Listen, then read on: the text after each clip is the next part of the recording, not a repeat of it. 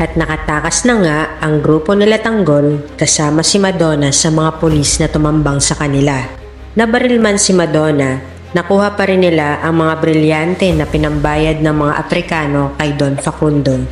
Hindi naman nakalusot kila Tanggol ang pang-set up ng mga nakatransaksyon nilang Aprikano kasama ang mga pulis. Habang tinatahak ni Marites ang daan pa uwi sa kanila, ay naisip niyang huwag sabihin kay Rigor na nagkaengkwentro sila ng lalaking pinagsamantalahan siya noong araw ng pista ng Nazareno.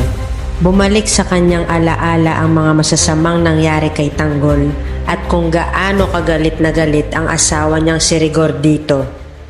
Sa mansyon naman ng mga Montenegro, tuluyan nang gumaling si Ramon. Sinabi din ng doktor na pinapunta ng kanyang amang si Don Julio na maswerteng nakaligtas ito sa kamatayan. Pagkaalis ng doktor ay tinanong ni David kay Ramon kung may kinalaman ng Red Phoenix sa pagtambang sa kanya sa kanilang bodega. Kaya agad na inutusan niya si Bullet na doblehin ang mga tauhan nila sa lahat ng bagsakan ng mga produkto nila. Kasabay nito ay magpaparami rin daw sila ng armas. Pinigilan naman siya ni Ramon at sinabing umuwi muna siya sa pamilya niya at kinabukasan na ang araw ng kanyang kasal.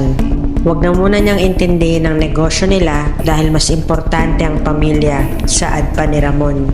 Sumang-ayon naman si David sa sinabi ng ama. Paglabas ni David sa kwarto, nagtaka si Don Julio kung ano ba talaga ang nangyari kay Ramon. Sinabi ni Ramon na ang sumagip sa kanya ay walang iba kundi ang ina ng kanyang anak. Nagulat si Don Julio kung paano nangyari yun. Sinagot siya ni Ramon na hindi din niya alam kung ano ang nangyari. Basta ang alam niya ay may humahabol dito kaya nag-cruise ang landas nila sa isang lugar habang tinatakasan din niya ang mga taong gustong pumatay sa kanya. Bago makarating ng bahay si Marites ay nakita siya ni Mando. Tinanong siya nito kung anong nangyari. Ngunit sa sama ng pakiramdam ni Marites ay sinabi niya kay Mando na ayaw muna niya itong pag-usapan at nirespeto naman iyon ni Mando. Ngunit si Mando ang hindi nakapagpigil at sinabi niya kay Marites na kasama si Tanggol sa mga nagpatakas sa mga preso at siya din ang nakabaril kay Rigor. Lalong napagulgol si Marites sa narinig. At kumbinsido na siya na tuluyan na naging masamang tao ang anak niyang si Tanggol dahil sa masamang dugong nananalaytay dito. Nang makauwi na si Marites ay tuwang-tuwa sila Roda at Camille pero hapong-hapo at napakadungis ng itsura nito kaya nagtaka sila kung ano ang nangyari. Hindi sila sinagot ni Marites. Sinumbong naman ni Roda ang ginawa ni Lena.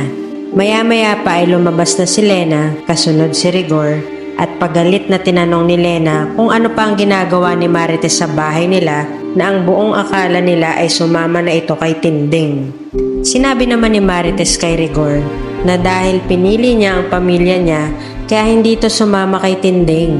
Nang makita ni Marites na iniba ni Lena ang ayos ng kwarto nila ni Rigor, nagalit ito at pinagtatanggal ang mga kortina at hinagis ang mga gamit ni Lena.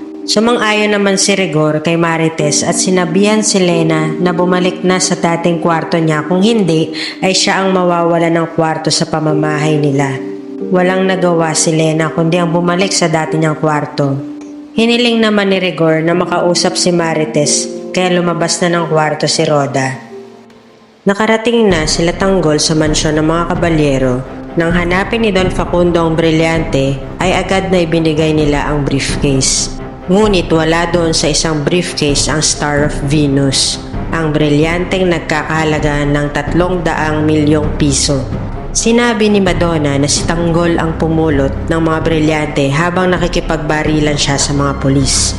Pero pinasinungalingan naman ni Tanggol at sinabing hindi niya alam kung nasaan ang Star of Venus dahil sa bilis ng pangyayari ay basta na lang niya pinulot ang mga brilyante na nakita niya.